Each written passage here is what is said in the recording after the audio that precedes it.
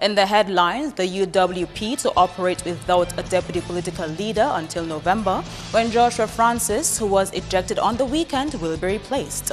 Prime Minister Skerrit to address concerns of local contractors who claim they were overlooked for the award of the Westbridge contract. And opposition leader Lennox Linton promises to challenge court costs of over $300,000 awarded to Kiran Pinard Bird. I'm Andrea V with the Channel 5 News. Details after this.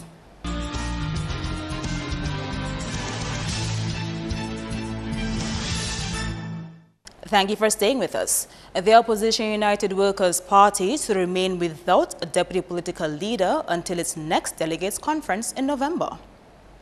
This after only 5 out of 186 delegates voted to keep Joshua Francis as deputy party leader at a delegates conference on Sunday. 181 of those delegates supported a vote of no confidence in the deputy leader. The delegates heard from the National Executive Committee, and the delegates also heard from Mr. Joshua Francis himself, although he curtailed his presentation, claiming that he was not comfortable or something of the sort. But he was here late and did speak with the delegates. At the end of the exercise, the resolution was put to a vote, and the vote came back 181 votes in favor of removing Mr. Francis from the position of deputy political leader, and 5 votes against removing him. Linton says the party has to review its constitution in order to avoid such incidents in the future. The party has to continue to review its constitution as life, the wheels of life roll, and we learn lessons from what is happening. We constantly have to keep our constitution under review, and we will do that. There are definitely some lessons we have learned from that, where certain things need to be tightened up to allow us better management control of our affairs. Based on the reaction in the local media, the former deputy leader is not ruling out seeking redress in the courts regarding this matter. Mr. Francis agreed on Sunday to grant Channel 5 News an interview, but that has not materialized. We are hopeful we will get to bring you his point of view in our next newscast. A group called the Joint Consultative Committee on the Construction Sector, JCCCS, has written a detailed letter to the Prime Minister asking for clarity on the awarding of the Westbridge contract to a foreign-based entity. The local construction sector has expressed its disappointment with the awarding of an $18.2 million contract to NSG Management and Technical Services Limited of Barbados. The Joint Consultative Committee, which consists of 3 local construction and engineering groups, has charged that local talent keeps being overlooked. Earlier this month, the government announced that the demolition and reconstruction of the West Bridge, as well as replacement of the river retaining wall and river dredging works, will be undertaken by Energy Management and Technical Services Limited of Barbados. We therefore present to you some of our concerns and seek the clarity on these issues. Given the prescriptions of the Public and Procurement and Contract Administration Act No. 11 of 2012.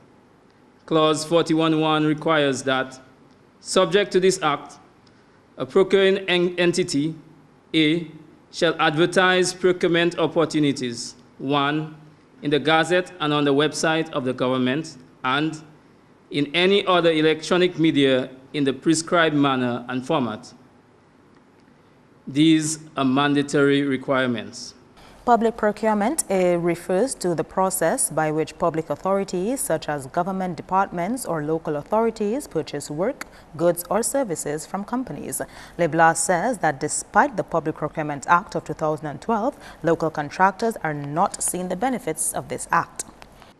Referring to the participation of local artists in the World Creole Music Festival, you stated, and I quote, "Our position from a policy standpoint, we need to ensure that our local artists are featured, and not in a token fashion, but in a serious fashion."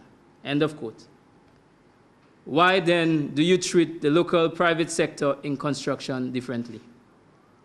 Why isn't it the government's policy to treat local contractors, engineers, and architects with the same respect that CDB, the World Bank, and the European Union afford them.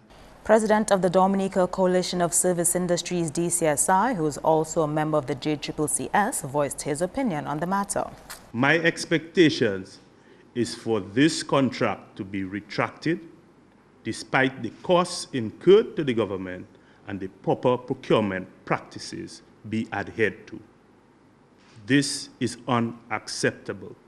The JCCC is waiting to hear from government on the matter before they pursue any further action. We will seek to bring you an update on this story, but here is the Public Works Minister giving some background into the West Bridge project and how it fits into the Roseau Enhancement project at a recent contract signing.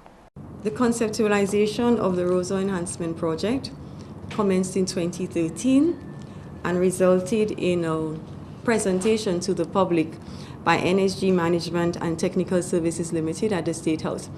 Many will then remember that presentation that sought to provide an overview of the concept at that time. The following year, in 2014, an MOU was signed between the Government of Dominica and NSG Management and Technical Services Limited. The following year, in 2015, a design contract was signed between the government and NSG Management and Technical Services Limited.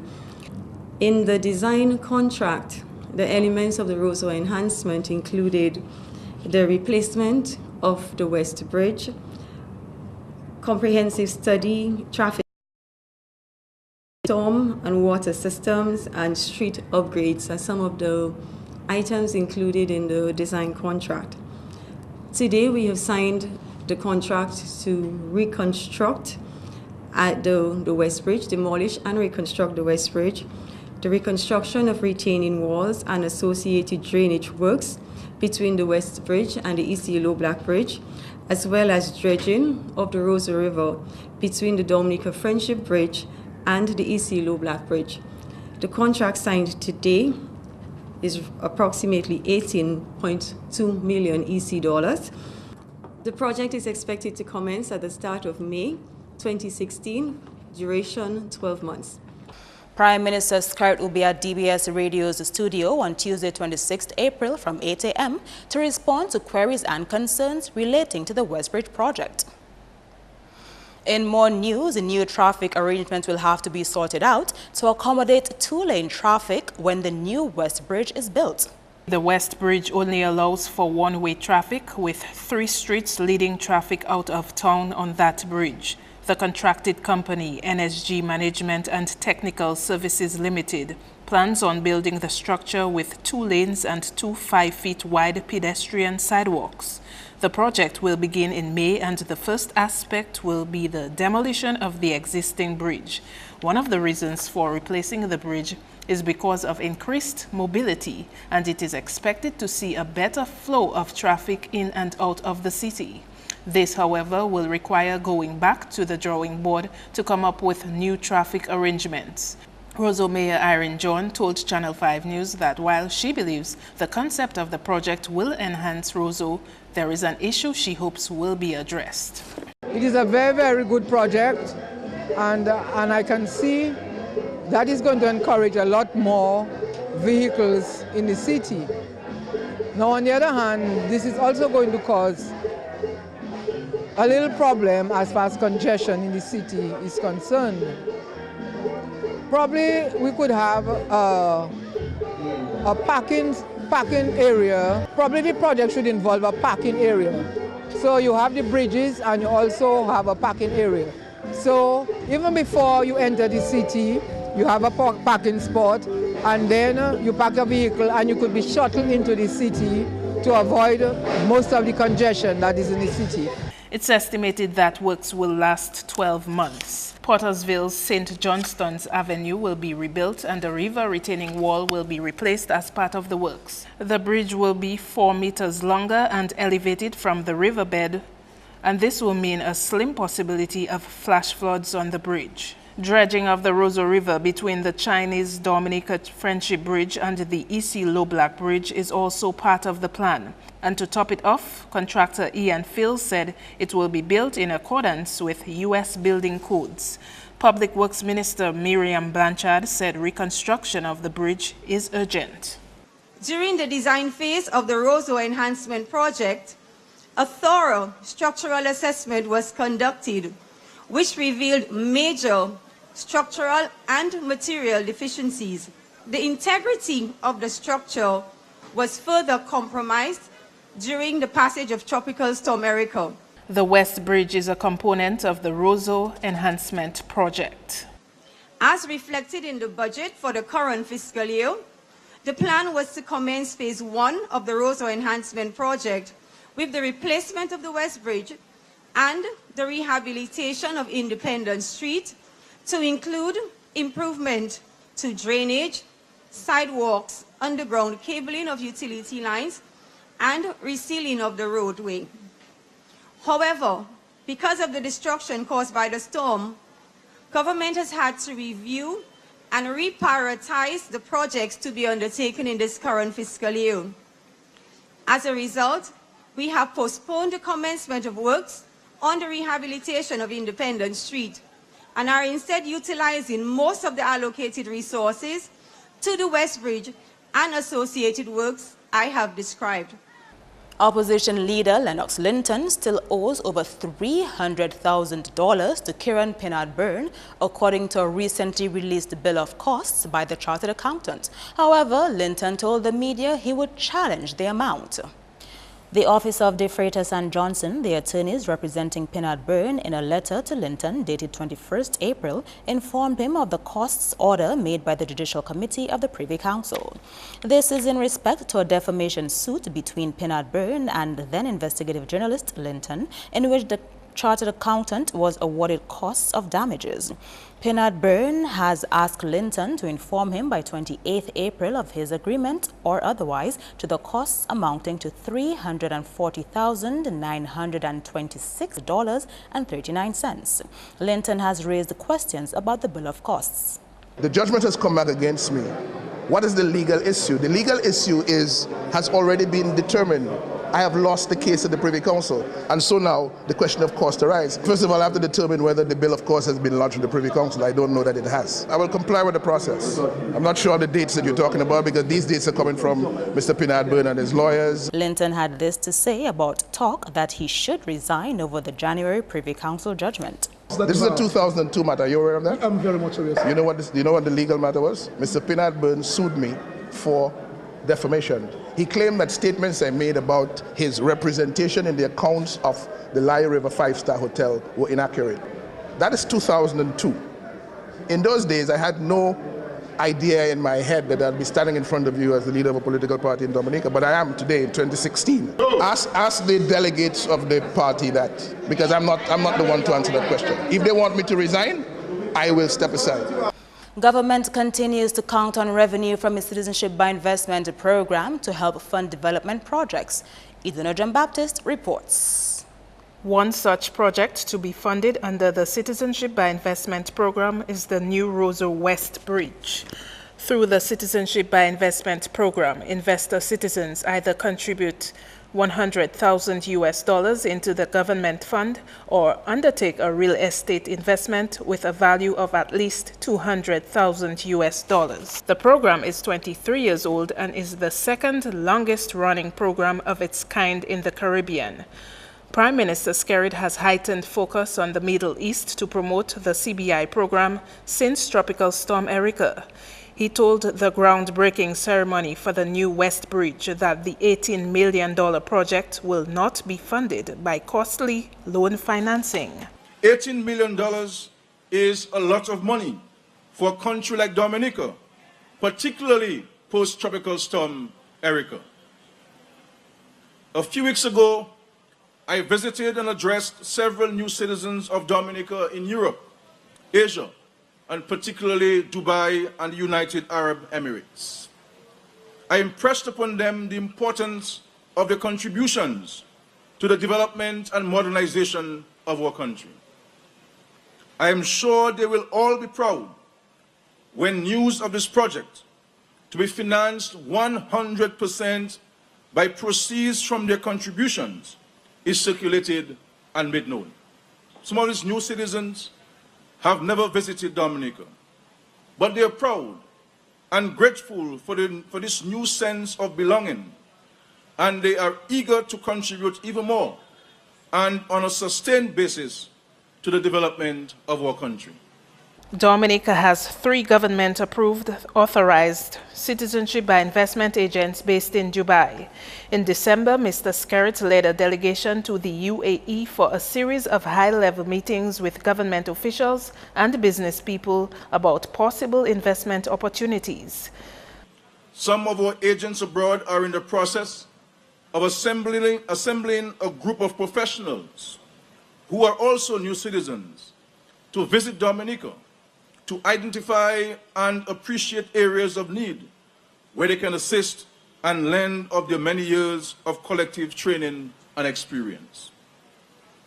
They will be coming to Dominica at their own expense for a few days to determine how, as doctors, engineers, architects, scientists, educators, horticulturists, and environmentalists, they can help in fast-forwarding the development of our country. Since Tropical Storm Erica, government has put out to tender 30 small and medium-sized projects amounting to $7 million. Idona John Baptist, Channel 5 News. Coming up, highlights from a Paris celebration for Cardinal Felix and the late Frank Barron's state funeral.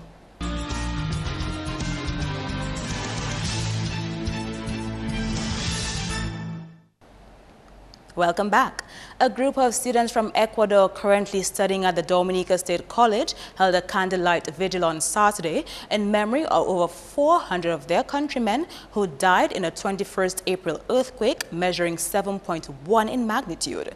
Here are some highlights from that event organized in conjunction with the Dominica State College. At Ecuador, Disaster Relief Committee was set up at the DSC with the responsibility to develop plans and programs to bring relief to the Ecuador people. This committee is made up of management staff, faculty of BSc, and 4 Ecuadorian students. Tonight, our hearts, prayers, and tears are with those in countries like ours that are going through a very difficult time of devastation. We stand behind them in spirit, knowing that their loved ones will be forever missed and forever loved. Who shall separate us from the love of Christ? Shall tribulation, or distress, or persecution, or famine, or nakedness, or danger, or sword? As it is written, for your sake we are being killed all the day long. We are regarded as sheep to be slaughtered. No, in all these things we are more than conquerors through him who loved us. For I am sure that neither death nor life, nor angels, nor rulers, nor things present, nor things to come, nor powers, nor height, nor depth, nor anything else in all creation will be able to separate us from the love of God in Christ Jesus our Lord.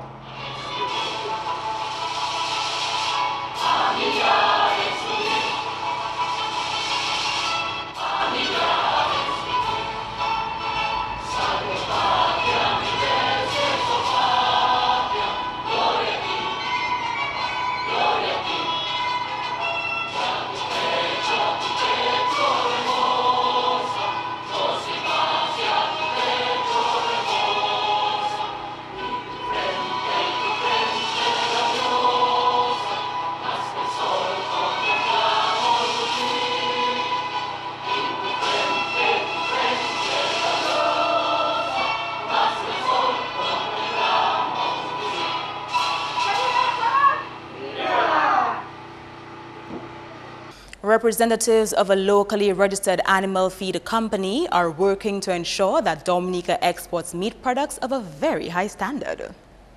The president and chief nutritionist of Carry Feed met with livestock farmers, local business representatives, technical officers in the Ministry of Agriculture, and Chief Veterinary Officer Dr. Reginald Thomas on Monday for a stakeholders meeting. The goal was to discuss the benefits of manufacturing animal feed in Dominica, which would mean producing meat products that can be competitive internationally. The new company's opening here coincides with the commencement of operations at the National Abattoir. Carry Feed make not just feed for animal feed, but supply a very variety of agricultural product. And our mission as Carry Feed is to ensure that we make the farmers in Dominica and the Caribbean by extension succeed in what they're doing. Actually, we are the first company in the region to offer probiotics in a way to get rid of antibiotics. There's been a lot of talk about antibiotics globally now. As a matter of fact, chains like McDonald's and so on are actually going to be refusing any meat, any type of product that is raised on antibiotics. And that initiative actually going to be beginning in 2017-18. And what probiotic really is to replace antibiotics. So we're not saying antibiotics is totally bad. What we are saying is when the animals consume antibiotics, those antibiotics now, it transfers to human and it makes your body resistant to antibiotics that you will take to help you fight the disease. We want to help the abattoir succeed. We may have an abattoir, but if you don't have a feed that's consistent to help the abattoir grow, it's not going to go anywhere. And our product is going to help the abattoir grow. We're trying to work with the government of Dominica, try to work with the Farmers Association, where we can have an integrated system and they can follow those rules and direction. And very soon, with the efforts of everyone, that we should start seeing a decrease of importation on chicken and swine. This is the two areas we're going to be starting into. And in that situation, we decrease importation of these products. The money is going to stay in the country. The economy is going to grow. We're going to create employment. Basically, what we are trying to do is to provide new kind of feed. It normally contains the normal conventional feed ingredient, maize, soybean. But what makes it a bit different from the feed that is in the market is that in addition to that, we've added probiotics or direct-fed microbials, which will help to stimulate the animal's immune system, also increase digestibility, increase performance. We've seen a number of studies that we are showing an increase in growth rate in the study. In addition to that, we are also providing enzymes that will help break down the fiber in the feed. The animal normally doesn't produce these enzymes, and therefore by adding these enzymes, phytase and then xalanase to the feed, you're actually helping the animal to utilize the feed more. And that's why we're seeing an improved performance with the Carry Feed products.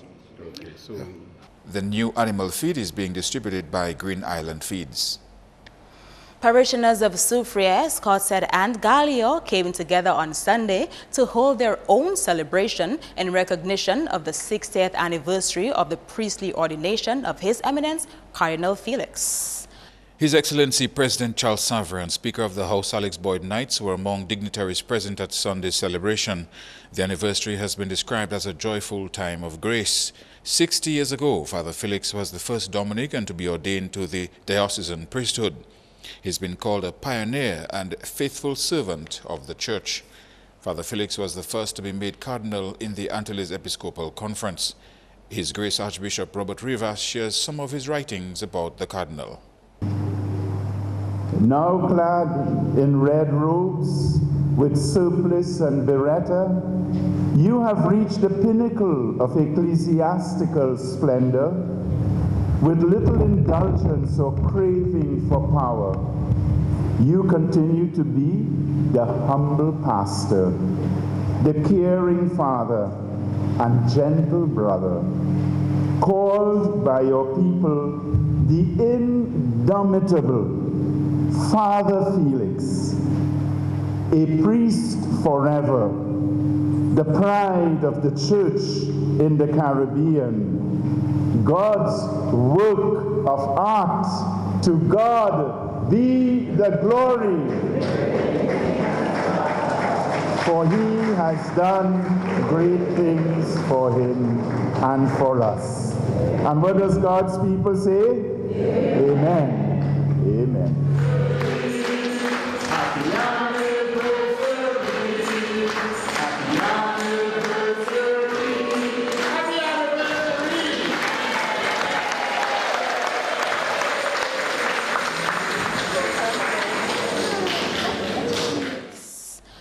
and a call to the Catholic faithful to reflect on the finality of one's death and the irrelevance of some of the things we hold dear in this life.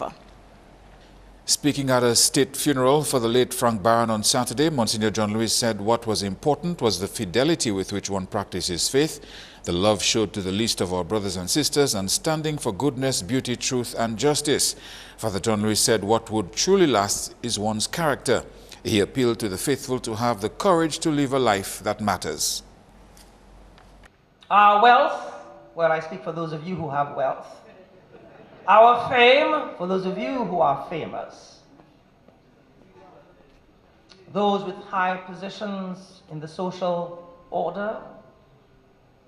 And our temporal power, including the letters behind our names that some of us take such pride in, will all shrivel to irrelevance. Our grudges, our resentments, our name-calling, our maligning or defaming each other's character, our resentment, our jealousies will finally disappear. And so too our hopes for bigger houses and more lucrative portfolios, our ambitions for higher offices, our plans, good or bad, will expire.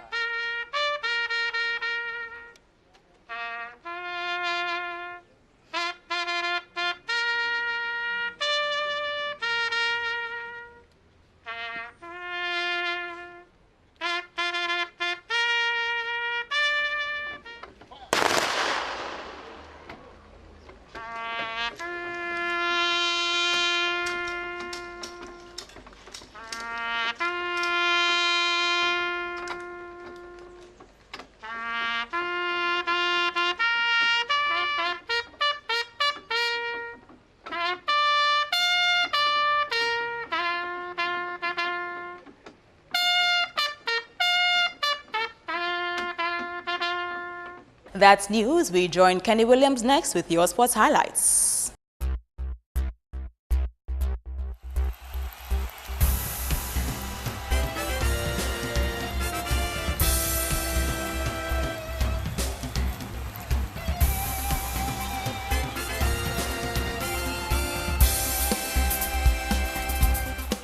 Hello everyone, and thanks for joining us. Cricket takes the first to knock. Dubai United registered a big win over Granby Colts by an innings and 77 runs in the Dominica Cricket Association organized games on the weekend. Granby took first to knock and were bowled out for 87. Lex Magloire scored 28. Ray Kazemi and Shane Shillingford went through Colts' batting lineup, taking 5 for 19 and 5 for 47 for Dubai in that order. Colts in reply were 230. Ray Kazemi smashed 88, while Volcano's Shane Shillingford and Leon Sebastian added 53 and 39 respectively. Courtney Ansem took 6 for 52 and Jeremy Isaac 2 for 44. Colts in their follow-on were 66 all out. Brian Defoe scored 29. Ray Kazemi bagged 6 for 27 and Liam Sebastian 4 for 26. Meantime, the game between Marino Blasters and Desiderata Tremors ended prematurely as there were some issues with the tardiness of players and umpires. The final game scores: Blasters 73 and 68 for 1, Tremors 170. And the Dominica Cricket Association Academy won over Nagico Northern Stars by default when the home team failed to come up with a full team for play at game time. On to football now, where Goodwill Runners registered an 11-1 victory in the Domlec Women's League, and 5 teams had wins in the All-Island League on the weekend. Gerald George has this report. In the All-Island League on Friday, Dubla Football Club defeated Nemesis United 4-0 at the Benjamin Park. Schuylkill St. Mary found the back of the nets twice, with one each coming from Rufferson Pierre-Louis and Calvin Francois, while at the Newton Playing Field, Maosuka Strikers edged out Goodwill All-Stars 3-2. Nelson Woodman netted twice for Soka Strikers, with Dylan Augustine scoring 1. Cordell David and Garel Baron got 1 each for Goodwill. On Saturday, Club Lubia won by default over South City United at the Pori Playing Field, while at the Cassibros Playing Field, East Central Young Boys defeated Bishi Football Club 1-0. Al John Baptist scored for East Central Young Boys. At the Newton Playing Field, Digicel Newton Academy, Harlem United edged out Delton United 3-2. Ajari Rabes, Zion Emmanuel and Luvenus Ja scored for Harlem, with Lionel Desiree and Sean Sandy scoring for Delton United. And at the Benjamin Park, Wood City Strikers Football Club defeated Buster 1-3-0. Stefan Martin and Devon Gossi scored for Wood City, who also benefited from an own goal. Meantime, in the Domlek Women's League on Sunday, it was goals galore as defending champions India Goodwill Runners crushed Bomber Starlights 11-1 at the Newton playing field in the first match of a doubleheader. Cassica Samuel and Mariah Esprit both registered hat-tricks, with Cassandra Del Sol and Romelcia Philip getting 2 goals each. Naomi Defoe scored 1. Akima Seja got the lone goal for Bomber Starlights. In the second match, Mao Soka Strikettes defeated Wood City Strikers 3-0. Michelin Morgan scored all 3 goals for Soka Strikettes. In basketball, Fast Cash Prowlers defeated Eagles 71-53. Prowlers' top scorers were Julian Iles Jr. 20 and Fitzgerald Daniel 19 in the 2016 Flow DABA League. Scorers of note for Eagles were Hendrickson Holsborough and Dave Alexis 13. Still in the basketball league, Signman X-Men went down to E.H. Charles crossovers 50-57. Kesley Guy had 24 for crossovers, while Davidson Tunor got 9 for X-Men. And LA Knights defeated Fashion Line Falcons by 8 points. Final scores, Knights 72 and Falcons 64. Coming back to cricket, the first domestic insurance under-15 cricket championships continue with Goodwill Secondary and Dominica Grammar School going head-to-head on Tuesday. First knock will be at Botanic Gardens at 10 a.m. In women's sports, President of the Dominica Netball Association, Alice John Jules, is calling on the more senior athletes to mentor the younger ones as a succession plan to keep the sport alive in Dominica. Her comments at the semi-final rounds of the 2016 Big Edge Financial Express Netball League on Sunday. The bigger or older teams, the teams who have been playing netball for the past 3, 4, 5 years, should look out for these players and bring them into the team, so they can build. So when they are ready to sit back and relax, they can say, yes, you know, we did something, and bring those players up to that level. Meantime, John Jules says the possibility of having insured players in the future is not far-fetched. She spoke after a fundraising initiative put on by the Netball Association on Friday in aid of Wesley's goal attack Nerissa Hippolyte's ankle procedure. But we have never had an incident like that before. That's the first time in the history of netball, I think, since I'm around netball, that somebody broke their leg during a game. So that is one of the things we'll have to pursue in the future to see if we can get, you know, insurance coverage for the players. And in the weekend game, Celtic registered wins in the Premier Division and Division 1.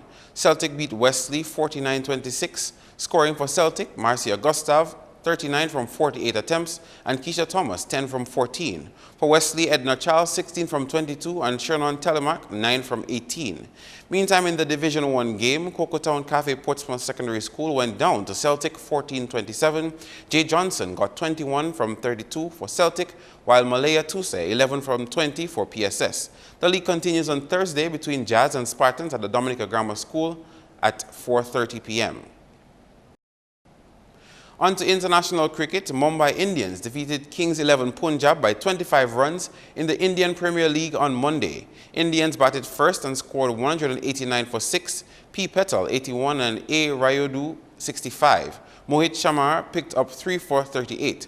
Punjab in reply were 164 for 7, Glenn Maxwell 56, Sean Marsh 45 and David Miller 30. Jasprit Brummer took 3 for 26. That's all the time for sports. I am Kenny Williams. Do join us again next time.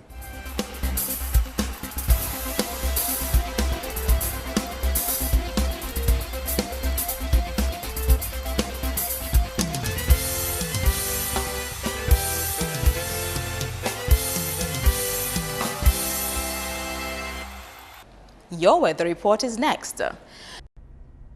Hello, good evening. Welcome to tonight's weather broadcast. I will be your presenter for this evening, Farah Rock Korea. Today, a high-pressure system was a dominant feature, which resulted in generally fair to partly cloudy skies across the region. Earlier visible satellite imagery showed limited cloud cover over the eastern Caribbean, and earlier radar imagery indicated just a few scattered showers across the region. The weather tonight is expected to be fair to partly cloudy with brief showers, and similar conditions are anticipated for tomorrow. The marine conditions tomorrow will be slight to moderate, and waves will peak up to 5 feet. Let's take a look now at the weather for the next 3 days. Well, tomorrow, Tuesday and Wednesday, fair to partly cloudy skies, breezy conditions with some scattered showers are expected. Thursday, however, partly cloudy to cloudy skies, hazy conditions, and also breezy conditions will be maintained with some scattered showers as well. For the rest of the Caribbean tomorrow, again, high pressure system with a dominant feature, hence fair to partly cloudy skies will prevail across the Lesser Antilles with some brief showers expected as well. On the international scene, thunderstorm activity expected in New York and London. Partly cloudy skies with scattered showers for Miami and Caracas, and some overcast skies are expected for Beijing. The sun will rise tomorrow at 5:44 a.m. and will set at 6:22 p.m. Feel free to visit our website at weather.gov.dm or call the weather hotline at 447-5555. Join us tomorrow evening for your next weather broadcast. Thank you.